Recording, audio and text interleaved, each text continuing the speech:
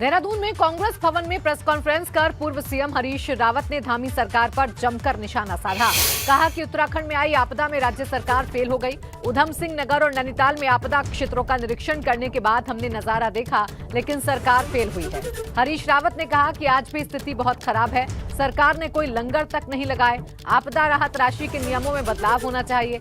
हरीश रावत ने कहा कि मानव क्षति 10 लाख होनी चाहिए और लोगों को समय पर मुआवजा भी मिलना चाहिए। जो किसी कारणवश मानक में नहीं आ पा रही हैं चीज़ें, मगर क्षति हुई है तो उस क्षति की पूर्ति राज्य सरकार करे। नंबर 2, मानव क्षति में हमने उस समय 4 लाख प्लस 2 लाख किया था राज्य सरकार की तरफ से, 2 बल्कि कुछ जगह हमने 7 लाख तक किया था। तो मानव क्षति में हम चाहते हैं, तब से गंगा में बहुत पानी निकल गया, महंगाई बहुत बढ़ गई, तो कम से कम ये मानव क्षति को 10 लाख होनी चाहिए, कम से कम। और यदि बढ़ा सकें तो मैं थैंक यू। उसी तरीके से पशु क्षति से लेकर के फसल क्षति, घर के सामान आदि का नुकसान आदि आदि में महंगाई का फैक्टर जोड़ करके क्षति का आकलन होना चाहिए। गृह मंत्री अमित शाह के उत्तराखंड में आपदा प्रभावित दौरे और हवाई सर्वे पर विपक्ष ने सवाल खड़े कर दिए हैं। कांग्रेस राज्यसभा प्रदीप टम्टा ने कहा कि अमित शाह ने अपने दौरे पर कोई घोषणा भी नहीं की, न केंद्र की तरफ से और न ही राज्य सरकार की ओर से आपदा पीड़ितों को मदद मिली। हुई है, खुद गृह मंत्री अमित शाह ने जाके दौरा किया है और कहा कि केंद्र की तरफ से हर संभव मदद मिलेगा। इसके बावजूद आप लोग की तरफ से आरोप लगाए जा रहे हैं कि राहत इस तरीके से नहीं पहुंची। खुद कुमाऊं क्षेत्र के कमिश्नर ने जो आंकलन लिया है कि 2,500 करोड़ से ऊपर तो कुमाऊं क्षेत्र में ही इस आपदा में का नुकसान हो चुका है।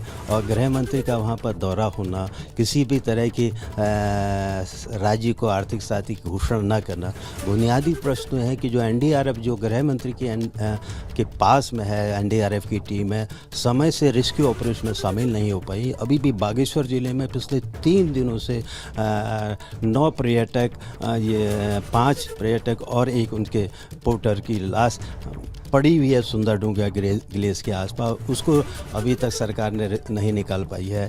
तो एक तरह से राज्य की आपदा के प्रति जो भारतीय जनता पार्टी का और केंद्र सरकार का रवैया था, वो कुछ भी सार्थक रूप से उत्तराखंड को इस संकट की घड़ी में न दे पाया, न आश्वस्त कर पाया, न उनके घाव में मरहम लगा पाया। इसलिए कांग्रेस सवाल कर रही है कि कहाँ के गृह मंत्री का दौरा सिर्फ हवाई विजिट के लिए था या राज्य के इस आपदा के संकट काल में लोगों को राहत देने के दृष्टि होता। तो राहत तो कुछ मिली नहीं। हाँ, जरूर आपके हवाई दौरों के लोगों ने जरूर देखा। शुक्रिया हमसे बातचीत करने के लिए। तो कांग्रेस के राज्यसभा सांसद प्रदीप टम्टा, जिनका कहना है कि उत्तराखंड में जिस तरीके से आपदा आई है, गृह मंत्री की ओर से कोई भी सहायता राशि नहीं दी गई है। रोशन वीरपाल के साथ तिवारी, गंगा, दिल्ली। उत्तराखंड की राजनीति में उथल पुथल और खींचतान का दौर जारी है। जहां भाजपा कांग्रेस के कई लोगों को अपनी ओर करने में कामयाब रही, तो कांग्रेस भी बीजेपी में सेंध लगाने में कामयाब रही। और इस बीच उत्तराखंड के पूर्व मुख्यमंत्री हरीश रावत ने हरक सिंह रावत से फोन पर बात की है। इस बातचीत के दौरान हरीश रावत ने कहा कि आपदा में तो सांप नेवला भी साथ हो जाते हैं। उधर कांग्रेस राज्यसभा सांसद प्रदीप टम्टा ने भी हरक सिंह रावत पर तंज कसा। आप सांप नेवले में इंटरेस्टेड हैं और मैं इस मामले में इंटरेस्टेड हूँ कि संकट का समय है राज्य के लोगों की भलाई के लिए।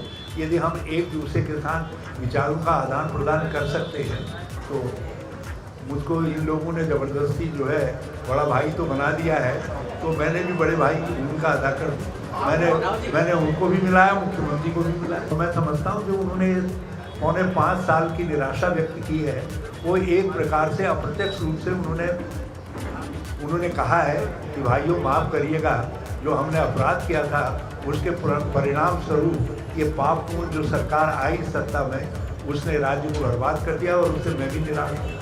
साहू जी ने जो उन पर मेन आरोप लगाया था, और जो उत्तराखंड की जनता का भी ऐसे कि उन्होंने लोकतंत्र को तोड़कर लोकतंत्र की एक जो हत्या की थी उसका माफ़ किया था, उसका प्रायश्चित उन्होंने नहीं किया। और उस वीडियो में भी उन्होंने कहा कि मैं उस बात के लिए माफ़ी नहीं मांग रहा हूँ, हरीश रावत बड़े भाई हैं इसलिए माफ़ी मांग रहा हूँ। तो बड़े और छोटे भाई का तो कोई अर्थ नहीं है। महाभारत में युधिष्ठिर और दुर्योधन दोनों भाई थे, इतना बड़ा संग्राम चल गया। सवाल है हरीश रावत जी का जो कल का फ़ोन है वो एक निश्चित संदर्भ में था कि जहाँ आपदा आई हुई है, वनग्राम है और वो वहाँ के वन मंत्री होने के कारण बहुत सी लोगों को दिक्कत आ रही है, उस संदर्भ में उन्होंने फ़ोन किया। लेकिन जो राजनीतिक निहितार्थ लोग लगाने की कोशिश कर रहे हैं, बुनियादी प्रश्न वहीं पर बैठा बना हुआ है कि जिन लोगों ने उत्तराखंड राज्य में लोकतंत्र की हत्या करके कांग्रेस की सरकार को स्थिर नहीं किया था, उत्तराखंड के विकास को अवरुद्ध किया था, वो महापाप तो अभी भी धुला हुआ नहीं है।